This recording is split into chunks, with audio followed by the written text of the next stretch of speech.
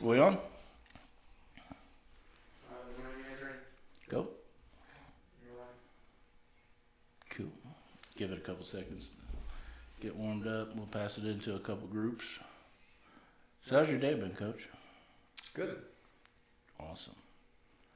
Your brackets doing any good? Didn't do them. Didn't do them. I don't do it. Just like to watch the games. I don't do it. It is tough. My brackets have been absolutely horrible this year. I skipped out on them this year too. You skipped out on them, or I you just doing bad? Didn't do them at all. First time in, hell, it's probably been 15 years. Wow. All right, we got that done. Looking good. Ready to rock. All right. Well, everybody, welcome to the new studio, the Burn&Bet Studios. We want to give a special thank you to Preferred Mechanical Services. So for all your heating and cooling needs and plumbing needs, contact our friends at Preferred Mechanical. They will take care of you. I personally guarantee you. Not like some companies that say that you need a new furnace. If you don't, they won't sell you one. They'll just fix the problem and you move on. Give them a call. I forgot the number. What's the number? 317 924 4098. Anyways, let's get on to the shows. On my left here, we got Coach Swopes. He's going to be the co-host of this show from now on until he fires himself, because I won't do it. Anyways, and on our right here, we got our special guest. He's a Plainfield High School Hall of Fame, IUPUI Hall of Famer, Broadcaster of the Year, IBCA Media Service Award winner, the IFCA News Media Award winner, IHSAA Distinguished Media Award winner, Indiana Sports Writer and Sportscaster Hall of Fame, and Indiana High School Athletic Association Hall of Famer, the one, the only, Hall of Fame coach and broadcaster, Coach Bob Lovell, on my right. Thank you, gentlemen. It's great to be here. Thank you. Thank you, Coach, for joining us welcome. on this our boring show. I hope I do not disappoint you. I hope sure I've learned enough from you. Everything will be good. Everything will be good. Anyways, we want to talk a little bit about some Colts football. Then we're going to get into some NCAA basketball. And then I got a trick, not necessarily a trick question, but a question in high school basketball. Okay. So I hope I'll do my best. I know the state championships Right. are over. I went to a couple of them this year, and it's been a long time since I've been to Well, you picked a a good high year. school You picked a good basketball year to see game. basketball. It was just really fun. It was just Division 1A, but it was Yeah. I was just Fun games. I was like a kid back in high school, you know, with the pom poms rooting on my Right. team. It was so much fun. I couldn't believe it'd been that long since I'd actually been Now to you a high need to go school. back every year. Every year I got to go back. But anyways, my first question, since we're with a lot of Colts people that's watching us right now, Mm-hmm. what do you feel like is the Colts' number one need in the draft this year? Well, I think Position-wise. Position-wise, I think you need. I think it's a game of playmakers. It's a game of people who can make plays on a positive nature, and the bottom line is to put points on the board. And so I'm certainly not in the football NFL business, but I would think you need to shore up your wide receiving core. I think that Definitely. you've done a fantastic job in the span of 1 year of redeveloping your offensive line. I think we all understand how good Andrew Luck can be, and so. But I think you want to get out and pitch and catch, and you got a guy who can pitch. Do you have enough guys? Do you have a quality of depth at the wide receiver spot? And I think people would argue that that's one area that you could probably make better. I'm going to tell you right now, between the groups that we're in, we're close to 10,000 followers. Mm-hmm. Half of them are praising you with what you just said, Yeah, and I'm the other sure. half Yeah. are throwing their phones. No, we got to get defense. No, we got to get edge rushers. No. especially with how deep this Right. draft is in the defensive line and backfield. I think the other part of it too is that Mr. Ballard and others are a whole lot smarter than I am, and focus on this year round. And I think you understand that while a critical need may be on the defensive side, it may be wide receiver. You have multiple rounds in the draft. You also have things that you can do in free agency, and so. Again, you need guys who can make plays, guys who are those highlight type guys who, because games come down to, just think about it, this is high school, college, professional, games come down to a half a dozen or so key plays in each game.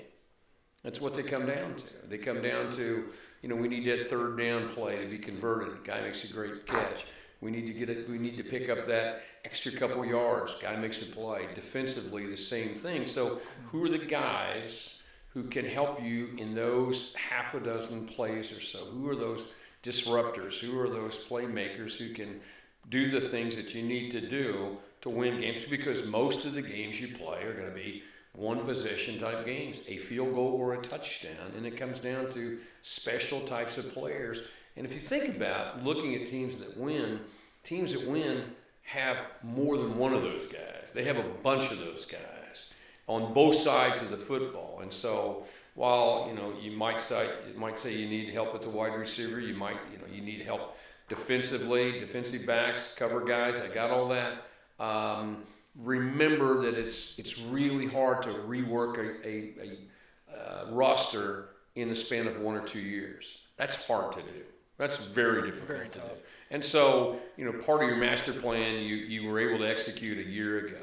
Now, the next phase of that master plan comes up this year. You still have another year. So, I don't doubt within the next 3 to 5 years, this is a team that legitimately contends.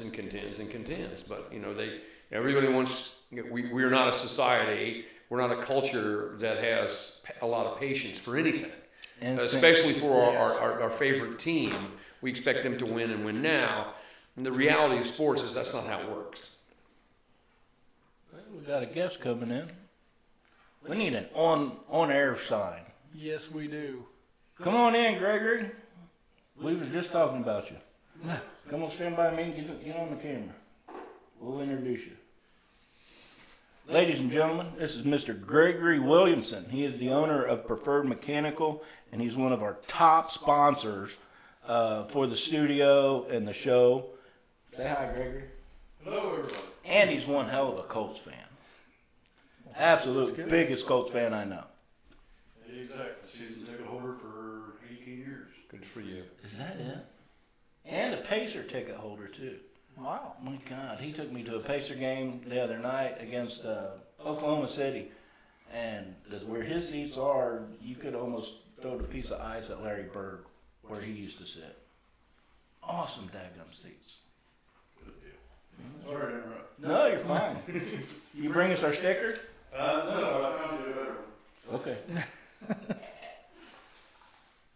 Nice. Go ahead and put it on the window. You want to do it live? No. That's not my best side. Thank you, sir. We really appreciate you. Awesome individual right there, ladies and gentlemen. Anyway, sorry to interrupt. No problem. That fits perfect into my next question. Last year, Chris Ballard did some amazing things, not only in free agency that nobody knew what was going to happen, especially like with Eric Ebron.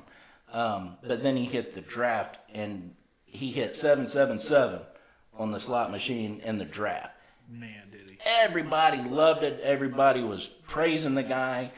And now we're into this year, and I've heard so many people screaming, why don't he get Le'Veon Bell? Why don't he get Brown? Why won't he spend this money? Da-da-da-da-da. As a coach that has formed and built multiple successful teams that's made it to the NAI, Sweet 16, you've had great success building a team. Right. Why won't he spend that money and enlighten us in what he keeps talking about? I want my locker room to have this atmosphere, and I'm not going to do anything to disrupt my locker room, regardless how great that player is. Can you enlighten us with that? Maybe shed a little bit of light why he didn't go after Le'Veon Bell, why he didn't go after Brown. You said we needed a receiver. Brown's one of the best receivers I've ever seen. Right, I understand. Le'Veon, he's a running back and a receiver. Well, I think the biggest thing is that when you're in a position like that, general manager of an NFL team, general manager of an NBA team, head coach of a college basketball team at whatever level, and a high school coach of whatever sport, all of us have one thing in common, and that is we have our own individual philosophy of how we want to do things. That's been built over a course of time. You grow up as a player and you sense how your coaches, the philosophy they have and how they impart that to you. You go to college and you see the same thing, and you need to develop your own style, your own leadership style, and what's important to you and how you do it. I would tell you that when you're in a position where you spend more time with players than you do your family, one of the keys there is to make sure you have quality people. Because when you need people the most in that play, think back in the Super Bowl when the long pass from Brady to Gronkowski that he catches deep in the territory and allows them to score. Yeah. That again, I go back to that big play. When we have to execute the big play, having strong character, having strong beliefs in one another, believing in the overriding philosophy are more important than having that quality guy. Quality will win you some games. It'll take you to certain points. But to get you past that, I believe, and right or wrong, it's my own personal philosophy, you need quality players. And so I would not be the one who'd want to tell Chris Ballard how to run a football team. What I would say, though, is that he has a plan. He has an understanding of how to do this. Now, you talked about some of the players. Let's be honest. He got a little bit lucky. No one anticipated Eric Ebron was going to do what he did. I'm not sure Eric Ebron anticipated he'd do what he did. There's an element of luck involved in all of this. But I go back to an overriding philosophy of how you want to do it, of the kinds of people you want to have with you. And I know it's a trite, cliched phrase, but character does matter. It really, really, truly does matter. And I know fans want to win every game. I'd like for our teams, whatever franchises, I'd like for them to win and win with character. I'd feel much more because your friend just came in. He writes 2 heavy checks to people, and he wants to believe in the people he's writing those checks for, and how they behave on and off the field, the representation they make. Are they giving you literally your money's worth every time you go out and watch them? That's important to you, and so you do that. Le'Veon Bell plays for Le'Veon Bell. You want guys who want to play for one another. You want it because when you're in that huddle, if you're Brady or Gronkowski and those guys in that huddle at that time of the game, gentlemen, here's the play. We need a play. We need all 11 of us have to do exactly what we're supposed to do at that particular time. And everything is built for that moment.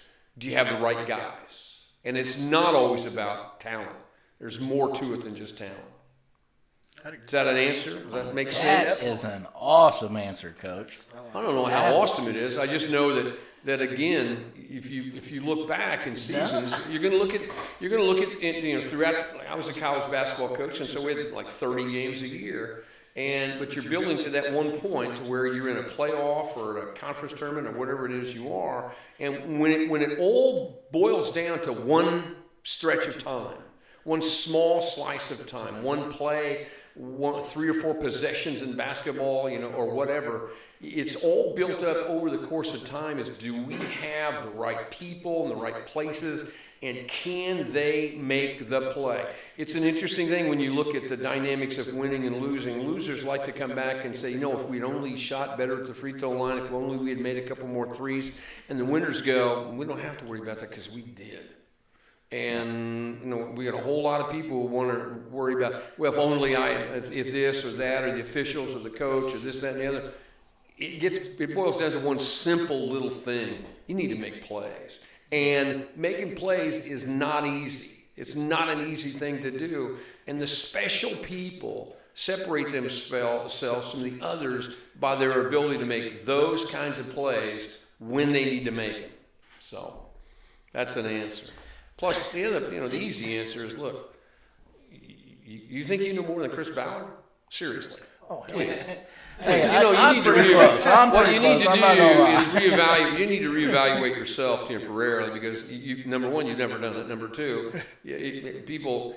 That's the beauty of fans. They get excited and get invested in their teams. And they want to win. They want to win now. And if they don't, they're upset. I got all that. I understand all that. But in our culture now, we use the word process. Process is a word used over and over and over. And truly, there's a process. Look, there's a process in putting together the things you've done here. There was a process. And there were times along that timeline of the process where you thought, it's not going to happen. It's not going to work. I'm upset. I'm frustrated. Somebody said they were going to do this. They didn't do it. I thought this would work out. It didn't work out and all that. But the one thing you have to go back to over and over and over as a coach is you have to trust the process.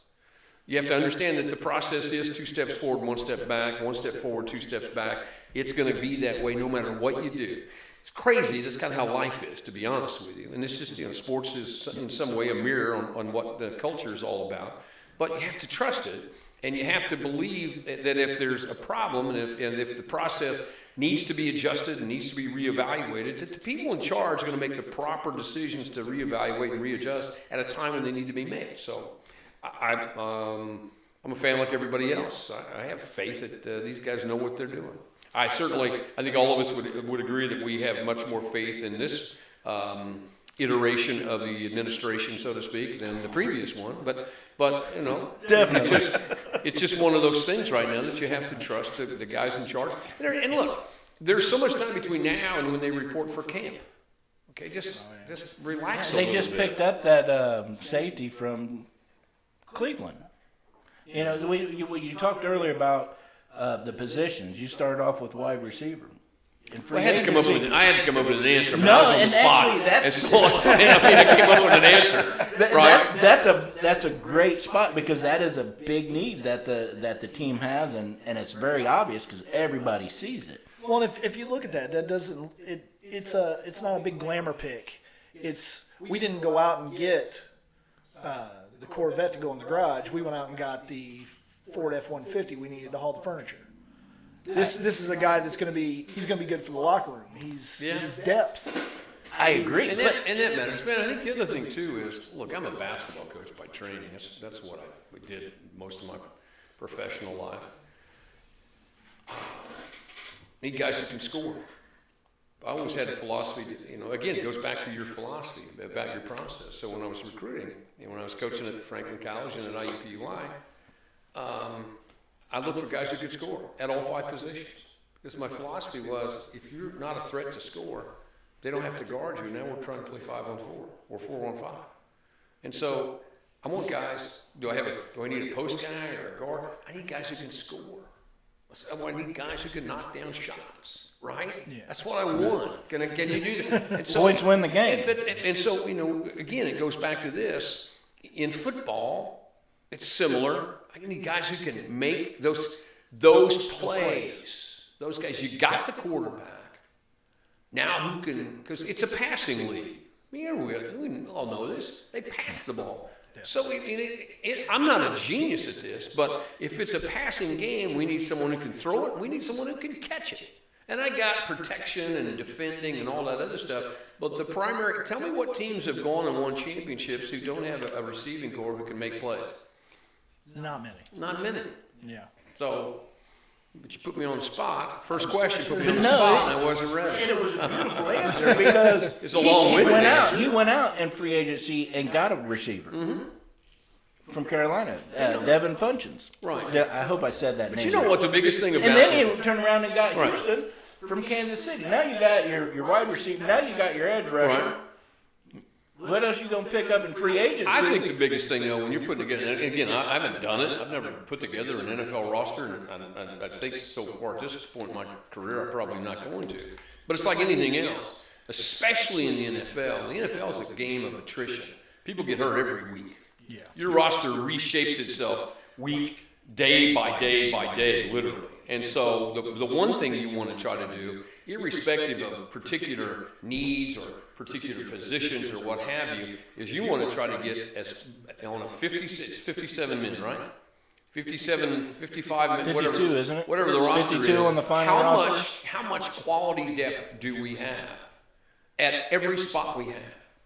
And they do not have quality depth at wide receiver. No, not really. And that's one of the things they need. So, I mean, again, to put together a roster, to remake a roster and get the quality of depth, you can't do it in a year. You can't do it in 2 years. And so I would caution everybody, look, it's, again, part of the process to rebuild a team that had not been in the playoffs for the last 3 years. Well, and speaking of that quality of depth, Deion Kane. I mean, that comes up. Is he going to be part of that? You talked about the master plan last year, and maybe that was part of the unlucky part of the NFL where we got that injury that affected us a little bit and put him out. The Is videos, that going to jump up this year and help us out this year? I think so. I think that kid is an absolute beast. I like him. I like him a lot. And the last report that I've seen, he is way ahead of schedule on recovery. Good. All right, that was awesome. I can talk to you all day long, Coach. I might just have to get you a cot and keep you here. Well, it's an intriguing thought. Intriguing offer, huh? Yeah. All right, so we go to make sure I ain't losing my notes and jumping ahead of somebody. All right, Coach Swopes. Did I say it right this time? Swopes like the Pope. Swopes like the Pope, not swoops like the poop. Okay. Coach Swopes, you got any questions for Coach Bob? Well, I mean, are we moving forward to? Yeah, let's bounce it off back and forth a little bit and All right, so keep some variety in the show. we want to talk about the Final Four a little bit. And I looked up. I found out an interesting fact the other day. They said since 1985, either Duke, Kentucky, North Carolina, Indiana, or UCLA has all been in the Final Four. Mm-hmm. One of them has been in the Final Four every year since 1985. Till now. Until now. Give us a good reason why people should watch the Final Four this year. Well, number one, the Final Four, the month of March Madness, is one of the most fun and exhilarating and exciting months of the year. And granted, a number of these guys are looking at potential professional careers, but these are still people associated with campuses. I think when you look at fan bases in the NFL are rabid, but when you look at college campuses and their fan base, and the people who are going to be there watching those games, it's exciting. Secondly, I think you have four relatively evenly matched teams. It may lack the star power that you would have with UK and Duke and what have you, but I also think that you have great balance. I'm not exactly sure. Most people right now are saying that Virginia might be the favorite, but I'm not sure there's a heavy favorite to come in. So you watch it for that reason. I think more than anything, it's the culmination of an entire year. It's the culmination of what you start your season out as to win a national. It's the national championship. You put it up there with the Super Bowl is here. NBA finals are here. The Major League Baseball World Series is here. And then next year, college sports.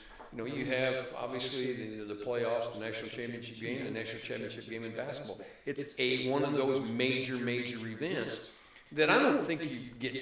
I'm a fan of basketball, obviously. Made a living at it since I was 22, and so I don't care what names are on the jerseys. I just want to watch basketball and watch people play, and the emotion. Because quite frankly, you're going to be watching a number of young men whose careers are going to end either Saturday or Monday. Not everybody's going to play in the NBA. So a number of people are going to play, professionally in the G League or overseas in places like that. But those careers are relatively short.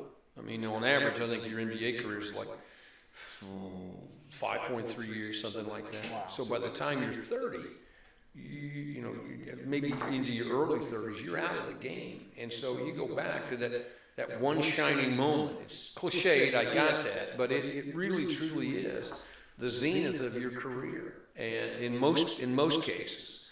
And so there's a certain something to watching all that, the pageantry and the emotion. Normally, championship games are relatively well played. There have been some real ugly ones, but for the most part, there's a lot going on.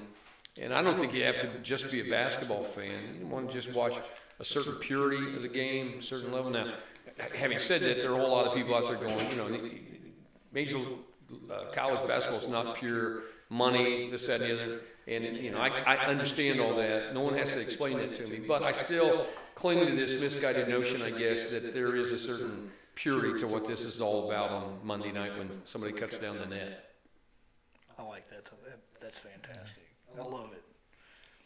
Okay. Well, let me interrupt. You talk about this could be the last game for some of these kids. Yeah. And some of them it is. But some of them are freshmen. Right? You know, like the Zion Williams, Right. Coach Swopes. Swopes. Like the Pope. I'll get my brain working. Like poop. I can't forget that. You know? I'm digging that answer. I'm stuck on the poop part, I guess. R.J. Barrett, Right. my guy from IU, Right. declared for the NBA. Yep. Me personally, I think he would be better serving himself to stay another year, maybe even 2 more years before he goes in the NBA. Not how the system works. No, it's really not. I know how it's not how the system It's not how the works. system works. It's not how the system's going to work. Man, I just Well, and getting to that, where do you fall on the whole Let them go. one and done? Let them go when they're out of high school. You want to roll the dice. Listen, you want to roll the dice coming out of high school. You think you're good enough to play with those guys? Go ahead and do it. We don't tell. Let's say your son or daughter's a magnificent tennis player, right? And really, really good, or a golfer, magnificent golfer. They can go on tour. They don't even have to wait till they graduate from high school. They can go on tour whenever they want. Now you're going to tell basketball players, you guys got to wait. You got to go to college for a year or 2 or whatever, right? One of the things I think that, you know, in our country is freedom of choice. You have choices. You don't get a choice if you're a basketball player. You have to wait. And so, do I think that there'd be a number of guys who would mistakenly put their names in to when they come out of high school to be in the NBA? Yeah, I think there'd be a number of guys who'd make serious mistakes. But it's their life to make mistakes, not mine. And I think you're going to see something in the future to where there's more emphasis on the G League for guys who aren't ready necessarily. So is Romeo Langford ready to play in the NBA? Absolutely not. Is R.J. Bannister ready to play in the NBA? Absolutely not. But these guys who are professionals at what they do are the best in the world at what they do in terms of evaluating talent, developing talent, and coaching talent. They say that Romeo Langford is a top 15 pick. You smarter than those guys? I'm not going to question it. Seriously. These guys know how to develop talent. We don't. And so the idea is that is not about where you. It's not that classic snapshot in time where you look at him right now. Nobody's ready to go to the NBA right now. Yeah. Zion Williamson will struggle in the NBA. It's going to happen.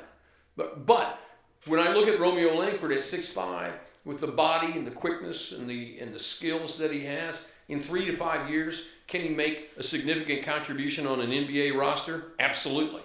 So they're going to roll the dice, and they're going to offer a 3-year contract, and at the end of that 3-year contract, did you progress like we thought you would? If you did, we're going to keep you and re-sign you. And if you didn't, we're not going to re-sign you. And now that's the process.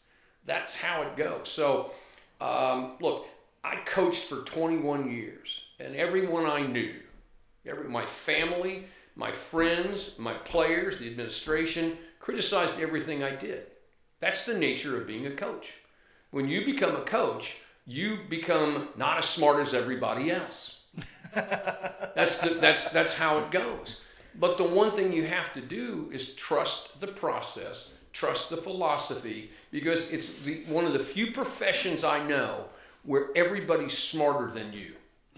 Okay? And these guys in this business, this is what they trained their entire lives for. It's what they live for. It's what they do. And it's easy to sit in the stands. It's easy to watch on TV. It's easy to be online and think, well, I played high school basketball or I played high school football. Please stop yourself, okay? Stop. People who have to make those decisions at that moment, there's something to putting together a group of people, as you pointed out earlier, putting together the dynamics of a team on a daily basis and how they change and how they swing. Everybody's good after you win. That's an easy thing to do, the coaching when teams are winning. How do you coach after a team loses 2 or 3 in a row? There's an art to that, and that's not easy to do. And so, a long-winded answer to a short question. I mean, I think, again, I think Langford, all these guys, you want to go, go. You want to go. The money, you can't turn down the money. They're going to offer you a 3-year contract, and it's slotted in terms of where you go and how much money you make and all that. But if people in the NBA believe that Romeo Langford and others who are playing now have the skills to play at that level, when I had quadruple bypass surgery a couple years ago, I didn't tell my doctor how to do it. I didn't think I knew more than he did. You know what I mean? Yeah. Look, this is what you train for. This is what you study for. This is what you do. I trust your judgment. But when it comes to sports, we don't trust anybody because we're all smarter than everybody else. So there's my answer. How's that? And by the way, I'm happy. I'm happy for the kid. Does he deserve to go in the? No. Did he have a good year at Bloomington? Hey, look, being a freshman, trying to play college basketball your freshman year, it's hard. I don't care who you are. Don't care how talented you are. Don't care who you are. Don't care where you play. That's hard. Okay, and the expectations for him were off the charts. Just a reminder, he's the 3rd leading scorer in the Big Ten. Just so you know. Okay, as a freshman. Yeah. The expectations were unrealistic to begin with. And so, now he's having thumb surgery. How much of an issue was that throughout the year? So I think the big thing is, this is what I don't understand. He's one of ours. He's a New Albany kid. We love him. I'm happy for him. I'm happy that he had a year to play at IU. Did they play like that we expected? Probably not. But he's going to get a chance to go to the NBA and hopefully have a nice career. Why would we criticize that? Why would you suddenly now you know more than everybody else? We're going to criticize. Be happy for the kid, for heaven's sakes. Now, I agree with you, Coach. Well, you better, because the interview will be over real quickly if you don't. They should have the choice to declare right out of high school or not. But I want to take it a step further. If they don't get choose, I think the NCAA should allow them to take that scholarship so they can get their education, continue building on their game, and then possibly make it to the next level. I think that's a good idea. That, to me, is the worst part of the rule they have. Not just that they can't go, but once you declare for the NBA, there's no going back. Yeah. The dynamic you have is that you have the Players Association who sits on one side and represents the interest of players who are currently in the league, out of the league, and those coming into the league. So they have to try to balance what's best for their constituency. And on the other side is you have college administrators and coaches and others who have the interest of their particular institutions and the game itself. And in between all that is CBS, ESPN, all the others. I mean, just think about this for 1 second. The tournament coming up Saturday and Monday. The rights, CBS, Turner, TBS, all those guys, $11 billion for 10 years. Ooh. Just so you understand, what's at play here. Yeah. Okay. So don't sports being what it is, there's always a consideration for the bottom line at whatever level. And so just think about that as you ponder some of these existential questions about life and the world and all the other things. $11 billion over 10 years, just so you know. Wow. Well, and I've always felt like, if you go to college to get a better job. And see, I would disagree. I would disagree with that. Yeah, absolutely. And I don't mean to interrupt, but I just great. did. I think going to college, and I have a grandson who's a sophomore at Hanover College, and I've had this discussion with him and his mom and dad and others. And again, I spent 21 years sitting across the table looking at moms and dads and kids and having this discussion. And they may have thought it was crazy. I might have been. I still might be. I don't really know. But I think number one, see, I don't think college. If you look at it, going to college to get a better job, now it becomes a commodity.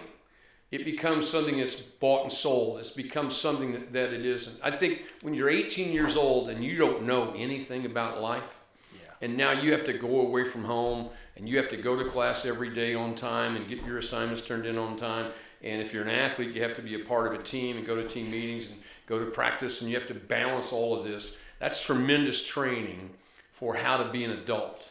And mom and dad aren't there to fight your battles. Okay, so when you're in high school, everybody's patting you on the back and how good you are and how talented you are and you're the star and this, that, and the other. Now when you go to college, you look around and, wait a second, everybody's as good as I am. As a matter of fact, some of these guys are better than I am. Now, how do I deal with that on a day-to-day basis? So I went to practice and the coach yelled at me. Oh, my God. Well, no one ever yelled at me when I was in high school. And now I'm not the guy, right? And so there are lessons to be learned in that. And I also, I look back on my education. I have an undergrad degree from Franklin College and a master's degree from Butler. And the thing I learned more than anything in college, especially at Franklin, was they taught me how to think. They taught me how to think and solve problems and be able to communicate with other people. That was part of it. And so if I have the ability to think, to reason, and express myself, I'll get a job, and it'll probably be a pretty good one. And so, and I also looked, Department of Labor statistics tell you that you're going to change jobs 10 times in your life, change careers 7 times. So, okay, went to college to get a job. The job you went to college to get is gone. Culture's changed. That's out the door. Now what do you do? Well, again, if they taught you to think, if they taught you to express yourself, and if they taught you how to solve problems, doesn't matter what the job is, you're going to get one, and you're going to do it well. So I hate to interrupt, but that's fantastic. That was the speech that I would give people, and I meant it, and I still mean it. I gave that same speech to my grandson. So he's trying to figure out a major. Got to declare a major by the time you're a sophomore, but it's the spring semester your sophomore year. Don't know what I want to do. Don't know what a major. Blah, and on and on. And so my daughter, what do you think? You know what? If I were him, I was an English major. I said, I think in English. I like being an English major. Again, I learned a lot of things. Learned how to do some things. Oh my God! I said, or he could be a philosophy major. Oh my goodness, you had thought I had shot someone. You thought I had committed a felony, right? And I said, well, let me tell you what. Again, I go back to this. He'll learn how to think. He'll learn how to solve problems. And whatever area he chooses to go into, that's a lifetime skill that you can't take away. He chose to become a communications major, and I tried to talk him out of it since I'm kind of in the business. But again, I think there are different reasons for different people to go to college, and there are a whole lot of people who do exactly what you're talking about. For example, if you want to be an accountant, okay, you need to go to college. Yeah. Okay. If you want to be an engineer, probably need to go to college. Those kinds of things. However, I do believe strongly that college is not for everyone, and there are things that but I would say that there are certain areas in your life where having an undergraduate degree is not enough. The smartest thing I ever did in my professional career was get a master's degree, because the doors that opened up for me in coaching, the doors that opened up for me afterwards would never have opened without a master's degree. Never would have happened to me. Smartest, I don't know that I've done a lot of smart things in my life, but that was one of the smartest things I did. So just with your raw talent and knowledge of the game, You don't think you would have got athletic director at IUPUI? No, I never was. No, because head of the Verizon League no. at one point. Well, in your career? again, I mean, look, I've been the luckiest guy in terms of jobs. The jobs that I've had, I didn't apply for. I didn't apply for any of those jobs. Just someone knows someone makes a phone call, and this, that, and the other. But I was a reluctant administrator. In the 10 years I was the AD at IUPUI, I mean, it was basically, you can't coach basketball unless you're the athletic director. The job is, the title is athletic director / basketball coach, and you can't separate them. And so, okay, well, I'm an AD now. I didn't necessarily want to be. Once I did it, I enjoyed it. I enjoyed the relationships with people, and I enjoyed being part of some really special things that happened on campus. But if you ask me today, hey, would you like to go back and be an athletic director? No, not at all. Not at all. I mean, the job with the Horizon League, I was the director of basketball operations. I was the senior associate commissioner for external affairs, and I had administrative control over basketball and all things that touched it: communications, sales, media, referees, scheduling, all those kinds of things. It's a big time job. It's a really neat job. One of the neatest jobs I ever had. And again, I didn't think of myself as a particularly an administrator. I thought of myself as a facilitator more than anything. Is to try to, the job, the task they gave me was make the basketball product in the Horizon League better. Well, that's a pretty wide-ranging charge, so to speak. And so, how do you do that? Well, not a lot of things you can do, but what we were able to do, I think we did pretty well. But to go back, I wanted to be a basketball coach. I didn't want to be an administrator. I want to be a high school basketball coach. That was what I wanted to do with my life. And something here, something there. I started out as an assistant at Franklin College, where I played, and was lucky to become the head coach when I was 26, and lucky to have some really good teams, and then move on to IUPUI, and that else. Google it and read it. I don't need to go through it all, but things. I've been lucky because the things I've done have led to other things, and I've had an interesting career in sports. I'd say that. Well, I tell you, IUPUI is lucky because, correct me if I'm wrong, didn't you get it set up to where you got the school into the position that if they made it to the NCAA tournament, they could get in? No, I don't think that's necessarily accurate. I think what we did when I was there wasn't me. It was with the help of a whole lot of talented and inspired people. When I went there in 1982, we were in the NAI, National Association of Intercollegiate Athletics, and by way of explanation, if you look around Marion University here in town, in the NAI, Indiana Wesleyan, Grace College, IU Southeast, IU Kokomo, those kinds of those schools. There are scholarships in most sports that they do. Probably has around 500 or so schools nationwide that do it. And when I went there, they'd had one winning season in 12 years. My first year, and I replaced Mel Garland, who's a Hall of Famer, Indiana Basketball Hall of Fame inductee, Tech High School, Purdue University, great guy. Was suffering from leukemia, unable to coach, and I went in to take over. I agreed to do it on a 1-year basis, and tragically he passed 3 days after our season ended. We had a winning season for the second time in school history, made it into the NAIA district playoffs for the first time in history in our first year, with a group of guys that had no business winning any games. To be honest, but they were the most passionate group of guys I'd ever dealt with, and love them dearly to this day. And then I stayed for 12 years, and my last 2 years we had made the conversion from NAI to NCAA Division II, and the plan was to go Division II and then ultimately become Division I, which they've done and had a relative degree of success doing. But there was no contingency upon winning a game and doing this. It was all part of a master plan that we developed when I was there. The process. Yeah, it was. Again, there was a process, and I think that developing, coming up with an idea for what the process should look like was not an easy thing to do. It's a unique campus. for a lot of reasons.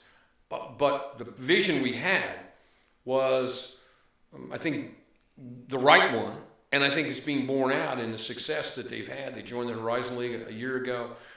Their women's soccer team won the Horizon League championship a year ago. They've had great success across the board. It's a broad-based program and has a lot of success. And the thing I'm proudest of is the fact that academically, that's one of the, in terms of athletic department and the academic success of their student athletes, they're one of the best programs in the United States, in the entire country.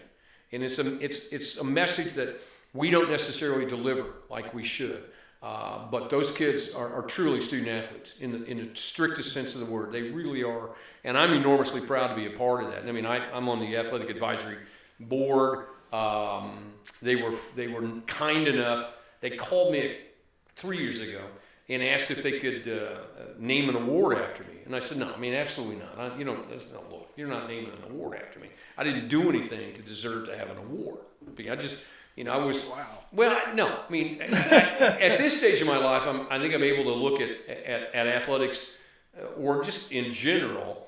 Look, I was given a task of directing a basketball team in an athletic program, and it wasn't my program, it was our program.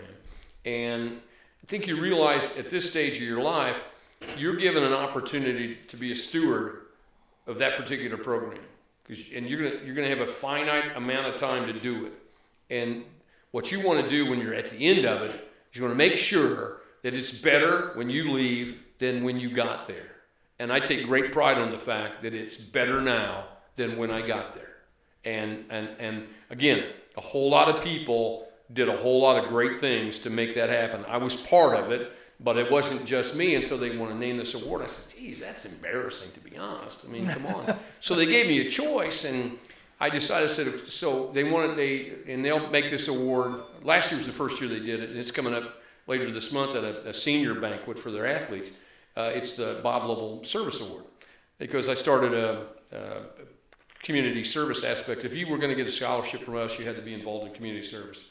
There's just no ifs, ands, or buts. You don't want to do it, we'll replace you. We're good with it. We'll fund. And that meant, so we had our guys volunteered at elementary school in Indianapolis, and you had to put 2 hours of work in each week to satisfy the requirements for what we wanted you to do. And we were way out in front of it. We were doing this in the 80s, 1980s, in terms of community service. And so I was really proud of that. Still am proud of that, and embarrassed that they gave an award after me. But I'm not going to turn it down, for heaven's sakes. That is awesome. I would think it would be called My Guy Award. It's bad enough to have my name on it. So hearing stories that Coach tells, he's like, yeah, that's my guy. That's my guy. Well, and when he talks about a lot of guys, his previous players and things like that, you just see him light up, and I'm like, man, what do I got to do to be his guy? Yeah, but you know what? I mean, think about this. My last summer before, my Franklin College guys, we had a reunion. We had NAI teams that went to the national tournament in 76, 78, and 80. We were on a really nice run. I was an assistant in 76, head coach in 78, head coach in 80. Our 80 team went to the Sweet 16. And so we have a reunion. We met in Speedway, and it was really neat. It was emotional because our daughter Stephanie grew up with those guys. So here she is, a little elementary school girl, and Daddy somehow forgets to go pick her up after school, right? Because Dad's coaching basketball and baseball and got a few things to do. So call one of my players, hey, do me a favor, go over to Webb Elementary and pick up Steph. And so these are her brothers. These are guys that she grew up with. These are guys that to this day really are part of our family. I mean, I think of them as sons. Steph thinks of them as brothers. And this was a 40 year reunion. And to this day, those guys are still incredibly important parts of our family. And I miss that about coaching, but that's how it's supposed to be. That's what you get into it for. And we, and along the way, again, I go back to this whole character thing. Those guys won a lot of games because they were good guys, really good. Now, they had their share of fun, and they weren't angels by any stretch. But, in their core, They were tremendously talented, and in their hearts, they're really, really good people. And we come full circle. Yeah, kind of. Yeah, sort of. Yeah, it's funny you mentioned Stephanie. A couple of days ago, we got everything hooked up in here, and my daughter was in that back room with her German Shepherd puppy, and, Right. and we're actually doing live, Right. And we're testing all the equipment, and she's back there dancing, Right. and I don't even see it until I go home later Right, and right. I watch the video. She holds her dog up, Got it. and I'm like, That's good "God, stuff." This is why I do what I do. Our daughter had a German Shepherd. We had a German Shepherd when our daughter was a little girl. She's happy, she's fun, Right. she's having fun with me now, and that's why I do everything I do, just to provide my family, not with all the glitz and glamour Right. of life, but provide them happiness and enjoyment. And it Nothing just, wrong with that. You mentioned that about Stephanie and how she grew up with a lot of your Well, she players grew and up. things like She that. grew up having 15 older brothers from the time she was.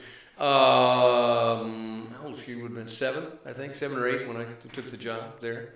So, so from the time she's 8 years old, and then when I took the IUPUI job, that first 2 or 3 years, those guys were her brothers, and then it evolved into where when she went to school at IUPUI, she was a cheerleader, and so they were her friends. So it evolved from being brothers at the beginning of her life until lifelong friends, and those are some tremendously strong bonds that we all have, and thankful that we do. That's awesome.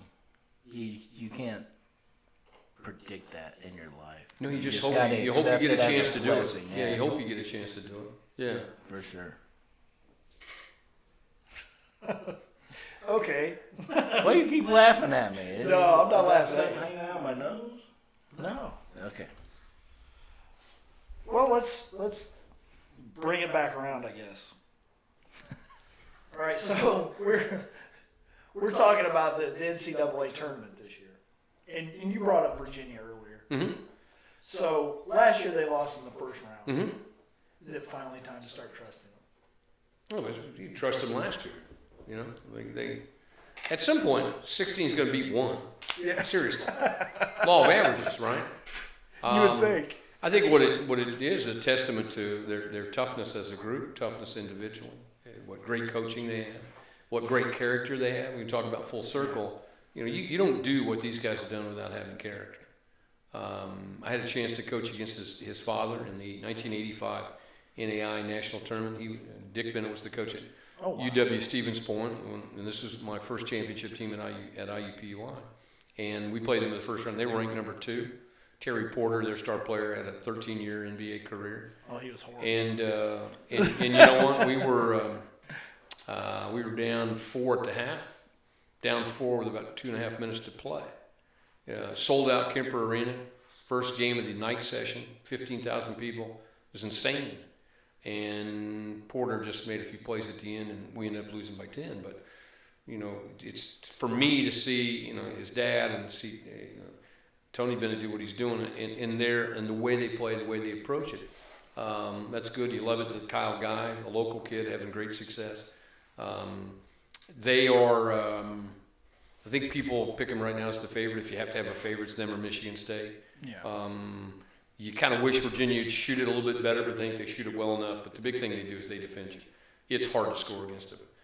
But you have to do what Purdue did, and that was have one of those nights that Carson Edwards had. Few, if any, players have ever had that kind of game against a Tony Bennett coach team. And so whoever they're going to play throughout the weekend is going to need to shoot the balls. And it's not easy to do. They're going to score enough. Michigan State's similar. Michigan State with Cassius is just a tremendous individual player. But I think you could make the case for all 4 teams. I mean, Texas Tech defends well enough. And even the underdog Auburn team, Bruce Pearl was at University of Wisconsin-Milwaukee when I was in the Horizon League.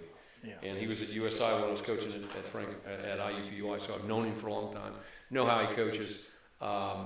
His guys believe, and they shoot it. And if they get going, they'll defend you well enough that they can shoot you out of the game. So I think it lends itself to be a really neat Final Four. There's some great stories. Last weekend was probably one of the greatest weekends they've had in a long time. Those games were fantastic. Those were really, really good games, and so you're just hopeful that they can back it up with another great weekend. There you go. Okay, so I think you answered a lot of that. Yeah, I've answered a whole lot of things Yes. in kind of a roundabout way. So Auburn's they're the 5th seed, the 5th seed to make the Final Four. Do you feel like they've got what it takes to win the title this year? Yeah, you wish their star player had not been hurt, but based on what they did, look, you beat a really good team to get where you are. Yeah. Can they sustain it for the course of the next 2 games? I doubt it. I think the biggest thing is oftentimes when your star player gets hurt, emotion carries you in the short term. Now you're ramping it up against teams who are really good, and not that the team you beat Kentucky, they're a really good team. But I'm just saying, emotion got you through that. Plus, there was a certain level of familiarity. You'd already played them twice. You kind of knew what was going on. And you can watch as much tape as you want to watch, but until you see it up live and in person. And I think what's amazing too is you can't begin to intellectualize and understand how much the intensity ramps up in tournament play. From regular season into the tournament, into the finals, the pace of play, the intensity of play is unbelievable. And I'm not sure they have enough bodies. I'm not sure they have enough quality bodies to do what they need to do. They get on a roll, they can, but again, for them, they're going to need to shoot it well, not turn it over. And defensively, they're disruptive, and they're really in typical Bruce Pearl fashion. They get out and defend you and make things hard, but they got to shoot it. They can really shoot it. Yeah. And can they do that? And the other thing is, can they score inside on a consistent basis? We'll find out. We will find out. That's what they say. I just have a feeling that Auburn's going to finish it off. I don't know why. I can't. There's no logic behind this. Anything. It's just a gut feeling that there's an app you can get that might help you figure out if you want to back that up, right? Really? What app would that be? That would be Burn&Bet. I got to tell you, just as an aside, I'm going to keep and play that over and over and over on social media. I want you to know that. Well, but in the effort of full disclosure, I mean, what people don't know is I had Patrick in a couple classes at IUPUI. And developed a relationship with him. I'm enormously proud of what you've been able to do. Is to take an idea, and it's hard. A lot of people have ideas that never come to fruition, and you've had an idea at great personal expense, a lot of effort, a lot of things go into it, and to see it come to fruition, I'm just so enormously proud of what you've done and happy for you. And I hope it continues to go and get better and better.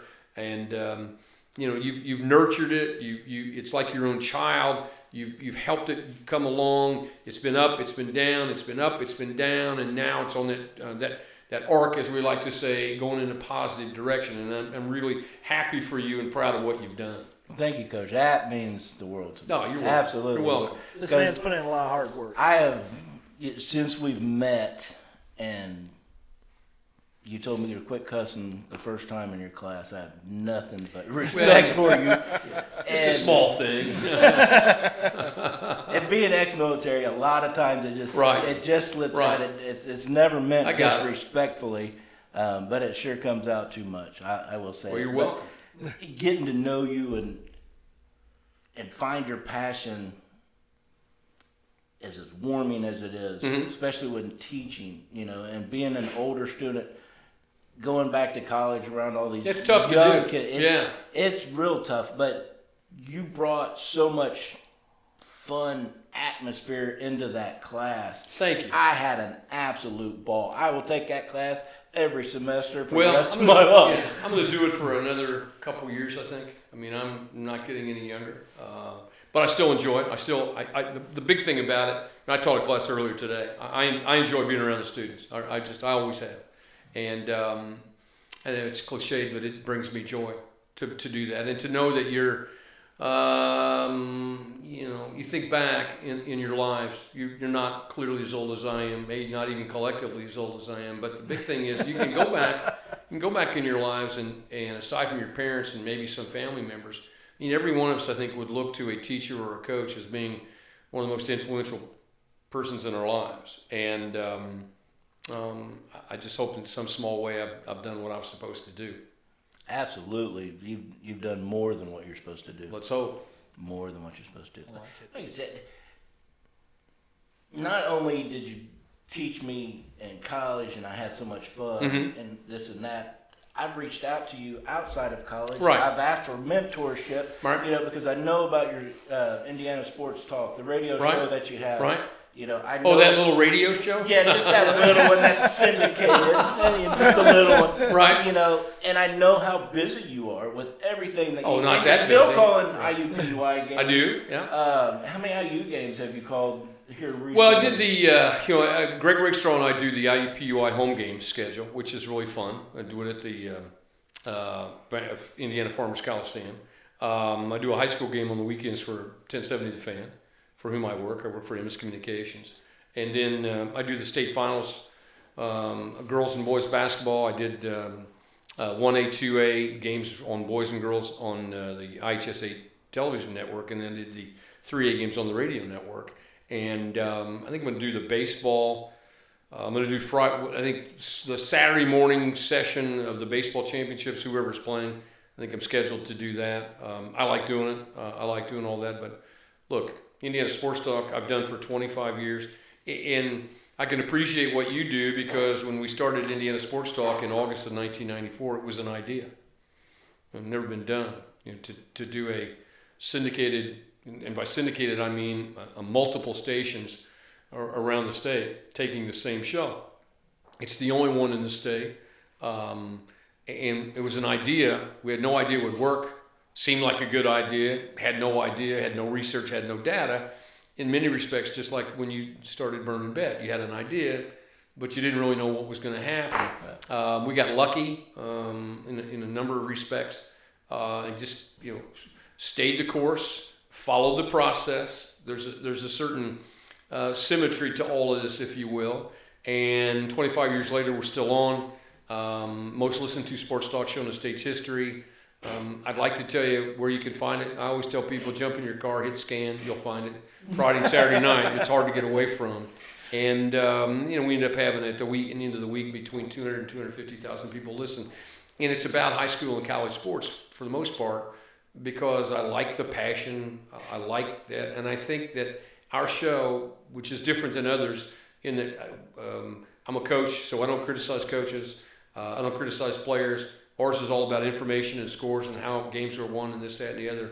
And the idea is when you listen, however long, 5 minutes, 10 minutes, 20 minutes, when you heard some really neat stories about neat things that our kids around the state did on a Friday and Saturday night. And that's been the mission of the show, and proud of what we've done. And it doesn't upset you.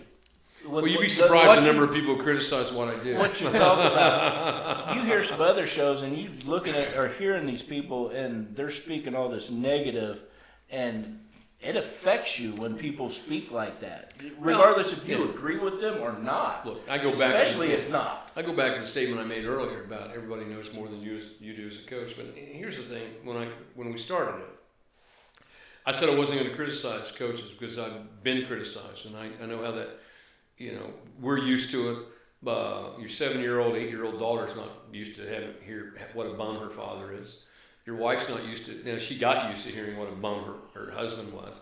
And you forget that the people you're criticizing and talking about getting fired and do this, that, and the other, they're humans. They do this because they have a passion for it. They have families who are affected by that. And you're not going to storm into your dentist office and scream at him and yell at him for what an idiot he is because he didn't do this, didn't do that right. You don't know more than he does.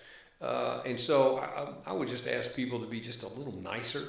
And here you are. Again, it's not just coaches. It's, people. Romeo Langford's, 18, 19 years old? Listen to this guy get criticized. Oh. Are you joking? Seriously. You better have some tough skin when you get to this level, for sure. And when did we become this way? That our big thing is now we're going to criticize everybody.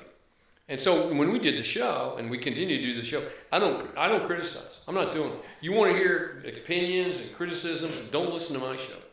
Please don't. You can go someplace else. I'm good with it. I'll be fine.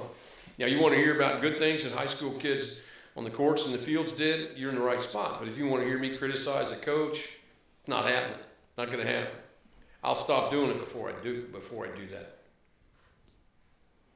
Yeah, and that just exactly what I was saying. Everything that you do on a daily basis, you've never not returned a text. Oh, you've never not had. I'm a little slow. You've never not met me for lunch. I'm a little slow at it. Well, he's to buying, answer so my I mean, question, or to keep coaching right. along Right. on this trail, because setting this podcast up and this studio Right. up, everything I do funnels people to the app. That's the idea. Without a doubt. Right. I get into doing things like this, and the passion of what Right. we're doing right now has just overwhelmed me on how great it is, and I love. But I've never done this before. I have absolutely no clue. And when that camera gets shut off, the first thing I'm going to ask you is how'd I do, Coach? Well, before I want to know. I want before your it gets- opinion. before I it- want you coaching me Before up it gets some shut more. off, you did great. I think what people are looking for is authenticity, is sincerity. They're not looking for hype. They're not looking for glitz. They're looking for somebody they can trust. I mean, seriously, at the end of the day, do they trust you? Are you sincere? Are you genuine? And the message, you can deliver the message and change your message from day to day and whatever you do, but you can't change who you are, and who you are comes through in the broadcast. And that's the big thing, is the advice people give you all the time: be yourself, be you, and don't try to be something you're not.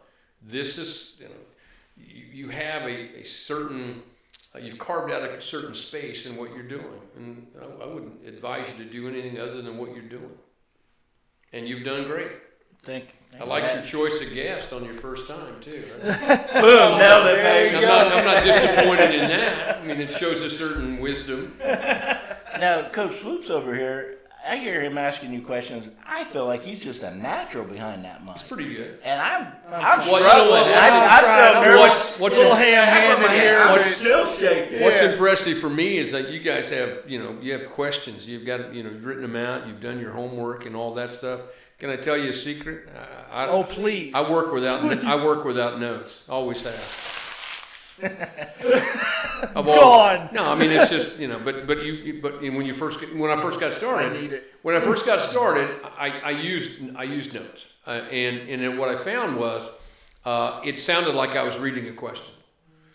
And so I decided, okay, and again, I don't have a difficult time talking. I'm okay with it, but and I've done it for a long time. But I have in my mind some things that I want to ask, and I think the other thing that you guys have done and done well is, look, there's an art to interview people. It's not an easy thing to do, but what you do and what you guys have done, the biggest thing to interviewing anybody is listen to what they're saying. Be a listener, be a good listener, and ask follow-up questions. And the other thing about it too is one of my pet peeves about colleagues, not just not here locally, but around the country. Interviewers tend to ask a question, and in the middle of that question, pontificate for a minute or 2 minutes about certain things, and then come back and ask that question again, and give their guest very little time to answer. Well, I know I joke about this all the time. I don't get paid by the word. I don't get, I don't like to pontificate. I don't like to express opinions. If I have a guest, I want to hear from my guest. I want them to talk, not me.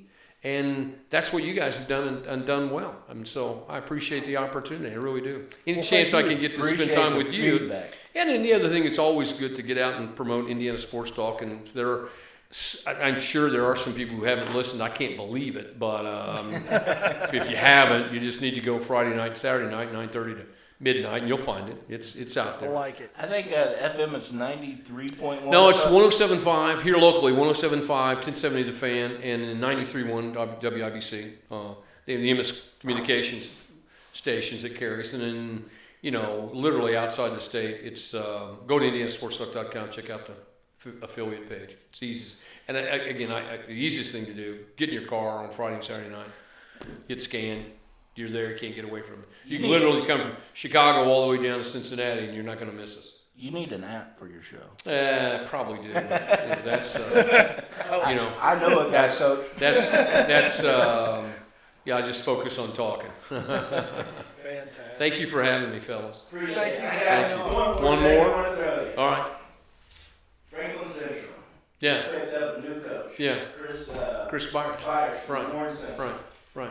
What does Franklin Central fans have to look forward to? What's in store for them with Coach Chris Byers? Well, Coach Byers is one of the great guys in the business.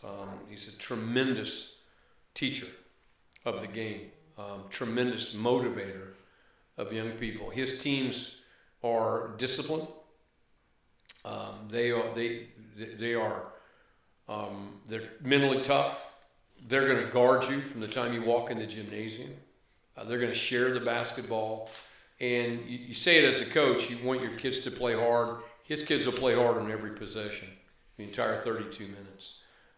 They'll see success, and they'll see a group of young men who love the game and who respect the game, respect their opponents. But they're going to go out there. Their whole mantra is to outwork you, work harder than you do, and share the basketball and be an egoless group. And where he's been, he's won where he's been, and he's a lifer, and he's done great things in basketball. And I think more importantly, he's a quality human being, really a great guy, and has the right perspective on what this enterprise is supposed to be about. That's awesome. Yes, That's awesome.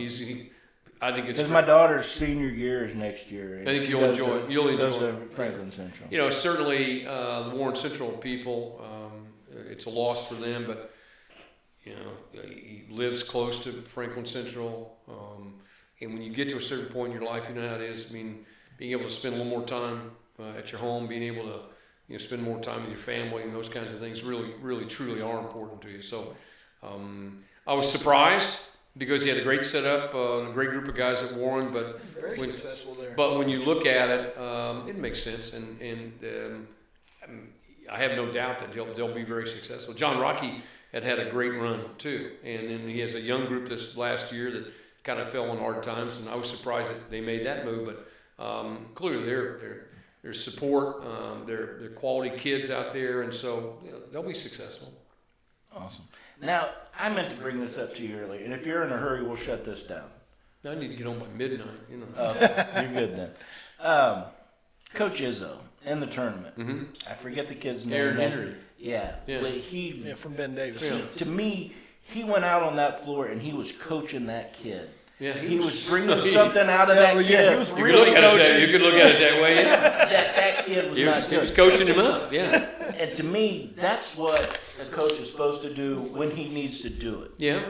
And a lot of people went nuts over it, thinking Right. Coach Izzo was a monster and da-da-da. I wouldn't look, if my son was about to go play basketball, I see a coach like Izzo. Right. He's doing that because he's going to bring the best out of that player. And if that player wants to win, he wants you to bring the best out of him anyways. I don't remember too many times where Coach Wade didn't grab my face mask and shake the fire out of me and get me more fired up than I ever have been before in my life. I never once hated him for it. I never once thought he'd done me wrong. He brought me from a point to where I wasn't focusing to a point where I was an absolute monster. Unfreaking stoppable. He brought that out of me. And it took a little bit. Mm-hmm. And it took a little bit of yelling at me. It took a little bit of shaking my helmet. And what I saw Coach Izzo doing was being a coach. And I would want my kid to play for a coach like that. I would want my kid to play for a coach like Bob Knight. I don't want somebody to coddle my kid. I want somebody to coach them and bring the best out of them. So I think with Coach Izzo, though, I think his guys love him. I mean, almost to a man. they would all tell you that the greatest 4 years or 2 years or however many years they were there of their life was being with him and learning those lessons and doing those things. You know, it's called on national TV at a particular point in the game, and it's kind of hard to, you know, when the camera's zooming in on you screaming at your player, it's kind of hard to kind of get away from it, right? Yeah. And in this day and age in our culture, we don't like criticism. But I would think what people don't understand is, number one, that's happened in practice, and number two, Aaron Henry played. Speaking of Franklin Central, Mark James was his high school coach, and Mark James was a demanding coach when he coached him at Ben Davis. And so Aaron is a strong-willed guy, strong-minded guy, and who would tell you that, you know, he had it coming, I suppose. And I think he'd also tell you that as soon as the game was over in the locker room, those two were hugging and telling each other how much they loved each other. And so for those who criticize, again, criticize all you want, know all the details, understand the backstory before you criticize and think about it.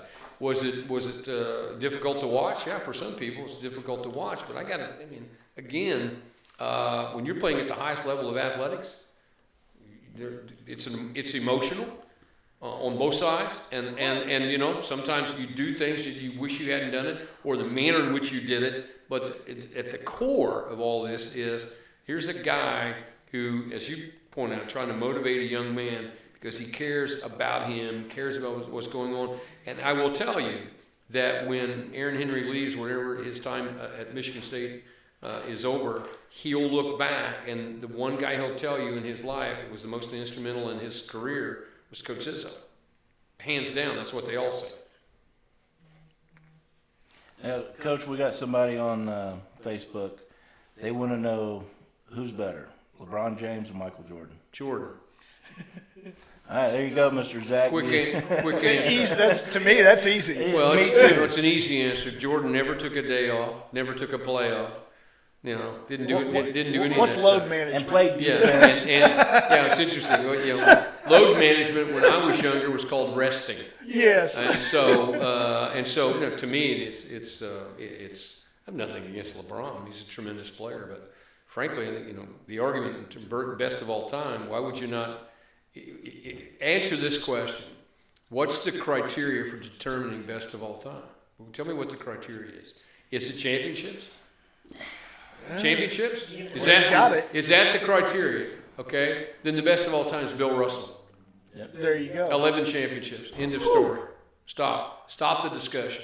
So tell me what we're talking about. You know, is Jordan better than LeBron? Yeah, I guess so. Not necessarily because of championships, but I just think he's a better player. And LeBron's done amazing things where he's been. You know, the LA thing obviously is pretty well documented, but if I had to pick between the two, who I thought was best, I'd pick Jordan. But I'm kind of old school. I look at it. Don't feel Look, bad. this hair is my actual hair color. Don't feel so I guilty for that. am old school. If you take LeBron and you put him in Michael Jordan's era, how successful would he be? I have no idea. I don't think he'd be as successful as he is today. I think he's. But if you take Michael Jordan and you put him in LeBron's Yeah, era, that's how the successful will he be? Because how many times is Jordan going to hit the ground? Yeah, I don't. You know, I don't know. I try not to get wrapped up in those kinds of things. I really don't. Well, it was a fan on Facebook. Hey, listen, we're glad you asked. Thank you for asking. Coach Swopes, you got anything else you want to bring out to Coach? No, I just like to express my gratitude. Oh, you're welcome. And thank you for coming You're on. welcome. This has been a great experience. Well, I hope it goes well. Me too. I'm thrilled that you asked me.